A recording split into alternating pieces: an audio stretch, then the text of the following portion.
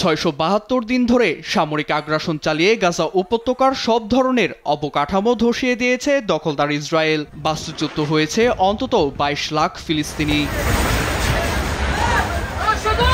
চলমান পরিস্থিতিতে উত্তরে অবস্থিত গাজা সিটি ও মধ্য গাজার দখল নিতে মরিয়া ইসরায়েল। এ নিয়ে বৃহস্পতিবার মন্ত্রিসভায় 10 ঘণ্টা বৈঠক চলে। আইন প্রণেতাদের সামনে 5 নীতি তুলে ধরেন প্রধানমন্ত্রী নেতানিয়াহু। নীতিগুলো হলো হামাসের নিরস্ত্রীকরণ নিশ্চিত করা, 20 জন জীবিত সহ মোট 50 জিম্মিকে ফিরিয়ে আনা, গাজাকে বেসামরিক অঞ্চলে রূপান্তর করা, উপত্যকায় ইসরায়েলি বাহিনীর নিয়ন্ত্রণ প্রতিষ্ঠা সহ হামাস ও ফিলিস্তিনি কর্তৃপক্ষ ব্যতীত বিকল্প হাতে শাসনভার হস্তান্তর করা। বিশ্বমানের থার্মিক্স রড, সালাম স্টিল থার্মিক্স, দেশের একমাত্র থার্মিক্স রড।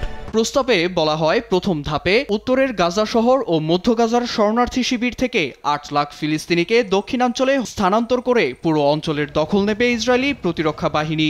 দ্বিতীয় ধাপে গাজাবাসীর কাছে ত্রাণ পৌঁছে দেবে আইডিএফ। এ সময় হামাসকে নিশ্চিহ্ন করতে চলবে স্থল অভিযান।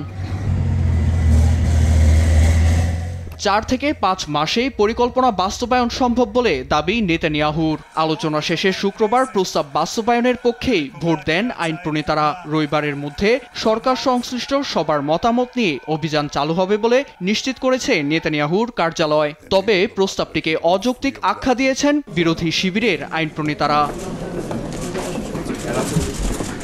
এদিকে প্রস্তাবটির বিরোধিতা করে বিকল্প পথ দেখিয়েছেন আইডিএফ প্রধান ইয়াল জামির। তার দাবি, গাজা সিটিতে আটকে রয়েছে ইসরায়েলি জিম্মিরা, সেখানে অভিযান চালালে জিম্মিদের জীবন সংকটে পড়বে। এছাড়া পুরো গাজা দখলে নিতে 2 বছর সময় লাগতে পারে জানিয়ে হামাসকে চুক্তি করতে চাপ প্রয়োগ করার প্রস্তাব রাখেন তিনি।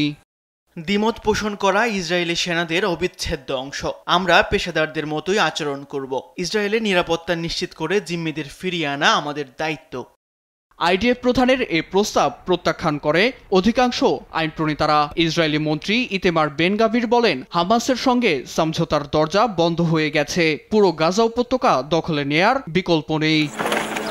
নীরব দাস, নিউজ ডেস্ক, দেশ টিভি।